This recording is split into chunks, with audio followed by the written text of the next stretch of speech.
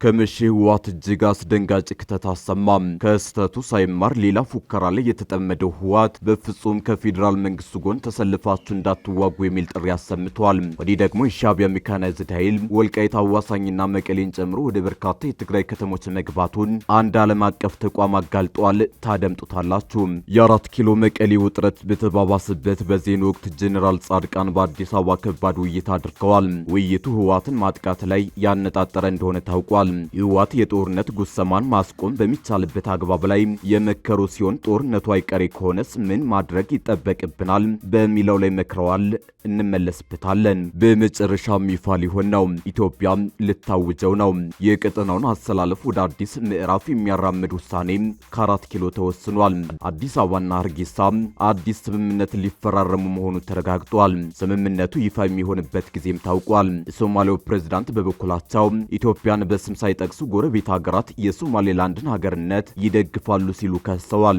ይህ የሐሰን ሼክ ክስ የተሰማው በአዲስ አበባ የሶማሌላንድ ባንዲራ ተሰቅሎ በታየበት ወቅት ነው። ሰሙታላችሁ። ባለስልጣኑ ከኃላፊነት ተነሱ።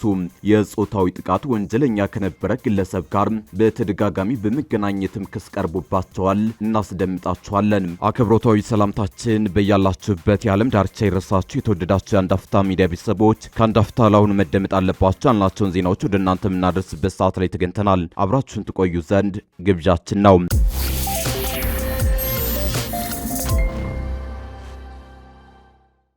ከመቼ ህወሓት እጅግ አስደንጋጭ ክስተት አሰማም። ከስህተቱ ሳይማር ሌላ ፉከራ ላይ የተጠመደው ህወሓት በፍጹም ከፌዴራል መንግስቱ ጎን ተሰልፋችሁ እንዳትዋጉ የሚል ጥሪ አሰምቷል። ወዲህ ደግሞ የሻዕቢያ ሜካናይዝድ ኃይል ወልቃይት አዋሳኝና መቀሌን ጨምሮ ወደ በርካታ የትግራይ ከተሞች መግባቱን አንድ ዓለም አቀፍ ተቋም አጋልጧል። ነገሩ ተጋግሏል። ህወሓት ማምሻውን ባሰራጨው መግለጫ ከኢትዮጵያ መንግስት ጎን ሆናችሁ እንዳትዋጉ የሚል ጦርነቱ አይቀሬ መሆኑን ያሳየ መግለጫ አውጥቷል።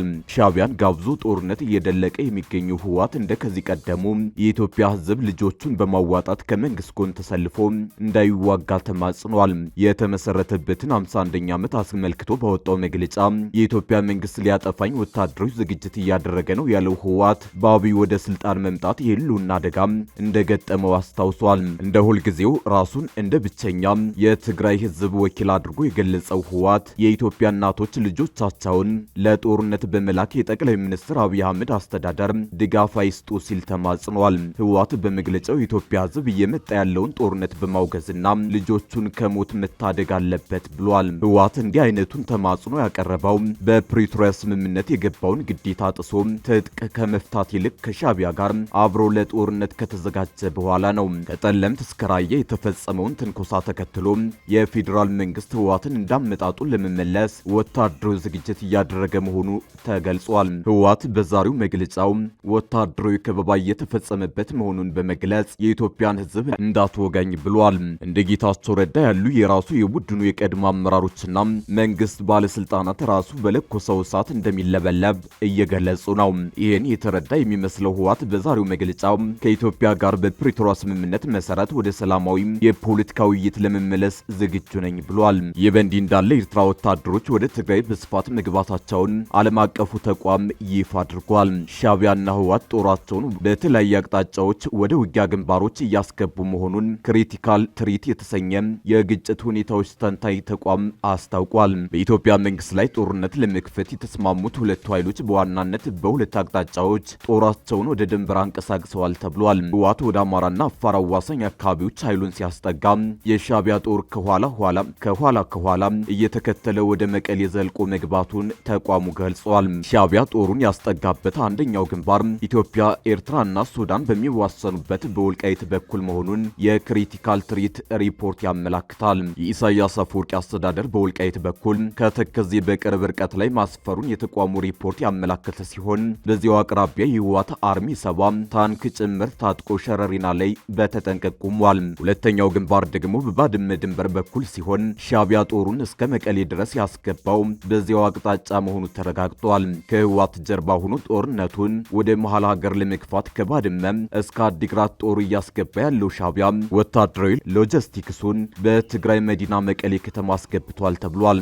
የሻዕቢያ ጦር መቀሌ መድረሱን አዲስ ይፋ ባደረገው መረጃ ያረጋገጠው ክሪቲካል ትሪት በአካባቢው ወታደራዊ ተሽከርካሪዎች እንቅስቃሴ መኖሩን ጠቁሟል። ህወሓት ወደ አማራና አፋር አዋሳኝ አካባቢዎች ያለ የሌላ ኃይሉን ሰብስቦ ሲያስጠጋም ሻዕቢያ ከጀርባ በታንክ የታጀበ ጦር ከባድመ እስከ አዲግራት እንዲሁም እስከ መቀሌ ድረስ እያስገባ ነው ተብሏል። በተመሳሳይ በኢትዮጵያ መንግስት በኩል ከፍተኛ ወታደራዊ ኃይል እንቅስቃሴ ወደ ትግራይ ክልል አዋሳኝ አካባቢዎች እየገባ መሆኑን ተቋሙ ጠቁሟል። ከፋኖ ኃይሎች ጋር ውጊያ ላይ የነበረው መከላከያ ሰራዊት ከሰሞኑ ከአንዳንድ የአማራ ክልል አካባቢዎች ለቆ ወደ ትግራይ አዋሳኝ ቦታዎችና ወደ ኤርትራ ድንበር እየተጠጋ መሆኑ ይሰማል። በአንድ ጎራ በተሰለፉት ሻዕቢያና ህወሓት በኩል የጦርነት ዝግጅቱ እየተደረገ ያለው በኢትዮጵያ ግዛት ውስጥ መሆኑን ሪፖርቱ አመልክቷል። ከህወሓት ጋር የተቀናጀው ሻዕቢያ አይቀሬ ነው ለተባለለት ጦርነት እየተዘጋጀ የሚገኘው በኢትዮጵያ ድንበር ውስጥ መሆኑን ተቋሙ በካርታ አስደግፎ ያወጣው ሪፖርት ያመለክታል። በአሁኑ ወቅት ወደ ጦርነት ለመግባት እየተዘጋጁ የሚገኙት ኢትዮጵያና ኤርትራ በየፊናቸው በሰሜን ኢትዮጵያ ወታደራዊ ዝግጅት እያደረጉ ነው። ሻዕቢያ ወታደራዊ ዝግጅት እያደረገ የሚገኘው ከህወሓት ጋር የፈጠረውን ቅንጅት ተከትሎ በኢትዮጵያ ድንበር ውስጥ መሆኑን መረጃው ያመለክታል። የአራት ኪሎ መቀሌ ውጥረት በተባባሰበት በዚህ ወቅት ጀነራል ጻድቃን በአዲስ አበባ ከባድ ውይይት አድርገዋል። ውይይቱ ህወሓትን ማጥቃት ላይ ያነጣጠረ እንደሆነ ታውቋል። ህወሓት የጦርነት ጉሰማን ማስቆም በሚቻልበት አግባብ ላይ የመከሩ ሲሆን ጦርነቱ አይቀሬ ከሆነስ ምን ማድረግ ይጠበቅብናል በሚለው ላይ መክረዋል። እንደ ጀነራል ጻድቃን ያሉ የትግራይ ተወላጆች በተቃረበው ጦርነት ጉዳይ በአዲስ አበባ ሲመክሩ ውለዋል። አዲስ አበባ የተሰባሰቡት የትግራይ ተወላጆች የህወሓት የጦርነት ጉሰማን ማስቆም በሚቻልበት አግባብ ላይ የመከሩ ሲሆን ጦርነቱ አይቀሬ ከሆነስ ምን ማድረግ ይጠበቅብናል በሚለው ላይ መክረዋል ተብሏል። ሰላም ለህዝባችን፣ ለውጥ ለመጪው ተስፋችን በሚል መሪ ቃል በትግራይ የፖለቲካ ኃይሎች መካከል በአዲስ አበባ ሲመከር ውሏል። እነ ጀነራል ጻድቃን ገብረትንሳኤና ሌሎች ከመቀሌ ሸሽተው አዲስ አበባ የሚገኙ ፖለቲከኞች በተሳተፉበት መድረክ በትግራይ ላይ ዳግም ጦርነት እንዳይቀሰቀስ ከፌዴራል መንግስት ጋር በትብብር ለመስራት ተስማምተዋል ተብሏል። ጦርነቱን ማስቆም ካልተቻለ የህወሓት ቁልፍ ሰዎችን ያማከለ እርምጃ ተወስዶ ህዝቡን ከዳግም ጉስቁልና ማትረፍ እንደሚገባ መክረዋል። ፌዴራል መንግስት በህወሓት አመራሮች ላይ ከወዲሁ የተጠና ጠንካራ እርምጃ በመውሰድ የተፈራውን ጦርነት እንዲያስቀር ምክረ ሀሳብ አቅርበዋል። በሌላ በኩል በገዢው ብልጽግና ፓርቲ ውስጥ ትግራይን ከወከሉ ባለስልጣናት መካከል ግንባር ቀደሙ የሆኑት ዶክተር አብርሃም በላይ ለትግራይ አዲስ መልእክት አስተላልፈዋል። አብርሃም በመልእክታቸው ህወሓት ከሰሞኑ እያደረገ ያለውን እንቅስቃሴ ህዝብ ለማስጨረስ እየተዘጋጀ ነው ብለዋል። የህወሓት ሰዎች ላለፉት ጊዜያት በደረሰው ከባድ ችግር ለጠፋው ህዝብና ንብረት ዋና ተጠያቂ በመሆናቸው ካሳ መክፈል ሲገባቸው አሁንም ህዝባችንን ወደ ረሃብና ጭንቀት ውስጥ ለመክተት ጦርነት እየጎሰሙ እያየን ነው ሲሉ አብርሃም ወንጅለዋል። ትናንት ዛሬ አይደለም ያሉት አብርሃም ዛሬ በፍጹም በለመደው የኋላ ቀር ቡድኖች ሴራ ህዝቡንና የወደፊት ህይወቱን ወደ ጭንቀት የሚከት ወጣት ሊኖር አይችልም ብለዋል። የግል ፍላጎታቸውን ለማስፈጸም በፌዴራል መንግስት በኩል ጦርነት ሊከፈትብን ነው በሚል ህዝብ እየቀሰቀሱ መሆኑን አብርሃም ጠቁመዋል። በፌዴራል መንግስት በኩል ጦርነት የመክፈት ፍላጎት አለ የሚለው አሉባልታ የተዛባድ ነው በሬ ወለደ የሆነ ነጭ ውሸት መሆኑንም ሁሉም ሊያውቀው ይገባል ብለዋል። የፌዴራል መንግስት የህዝባችን ቀዳሚ ምርጫ ሰላም መሆኑን ስለሚገነዘብ አሁንም ፈጽሞ ያሰበውም ሆነ ያለመው ጦርነት እንደሌለ አረጋግጣለሁ ብለዋል። ይልቁንም የህዝባችንን ፍጹም ሰላምና ደህንነት በማረጋገጥ ረገድ ውይይትን የሚያስቀድም የህዝባችንን ልማትና እድገት ለማፋጠን አስፈላጊ የሆነውን ሁሉ ለማድረግ የማይናወጥ አቋም አለው ሲሉም አክለዋል። ይሁን እንጂ ህዝብ ከተረጋጋ ፍጹም ሰላም ከሰፈንና ተጠያቂነት ሲመጣ የሚደነግጡ ኃይሎችና እጃቸው በብዙ ነገር የተጨማለቁ ግለሰቦች ያላቸው አማራጭ ጦርነት መቀስቀስ መሆኑን በግልጽ ይታያል ብለዋል። አብርሃም በመልእክታቸው ህዝባችን ይህንን መሰል ተንኮል ተረድቶ ተረጋግቶ መደበኛ ኑሮውን ሊመራና የትግራይ ወጣትም ለጦርነት እምቢ በማለት በሰከነ መንፈስ በልማት ስራው ላይ ሊሰማራ ይገባል ብለዋል። እያንዳንዱ ተቆርቋሪ ትግራዋይ የትግራይ እናቶች እንባብ ይብቃ፣ ህፃናትና ወጣቶች በትምህርት በምርምርና በልማት ስራዎች ላይ ሊሰማሩ ይገባል እንጂ በየዱሩና በየዋሻው እንዲበታተኑ መፍቀድ የለባትም ሲሉም ጥሪ አቅርበዋል። በመጨረሻም ይፋ ሊሆን ነው። ኢትዮጵያ ልታውጀው ነው።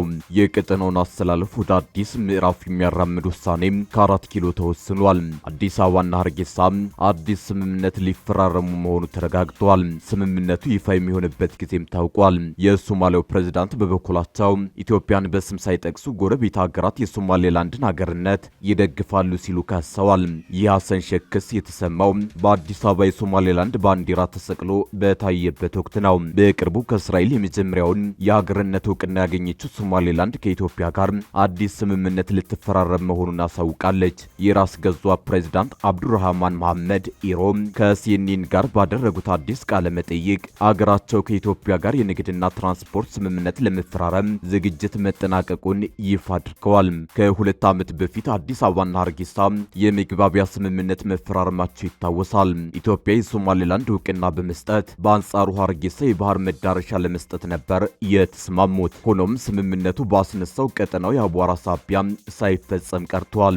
የአሁኑ አዲስ የንግድ ስምምነት መቼ ይፋ እንደሚሆን ያልተገለጸ ሲሆን በቀጣይም ሌሎች ስምምነቶችን እንደሚፈራረሙ ይጠበቃል። የሶማሌላንዱ ፕሬዝዳንት ከኢትዮጵያ ጋር አዲስ ስምምነት እንደሚፈራረሙ ባሳወቁበት ዕለት የሶማሌው ፕሬዝዳንት በበኩላቸው ኢትዮጵያን በስም ሳይጠቅሱ ጎረቤት ሀገራት የሶማሌላንድን አገርነት ይደግፋሉ የሚል ወንጀል አሰምተዋል።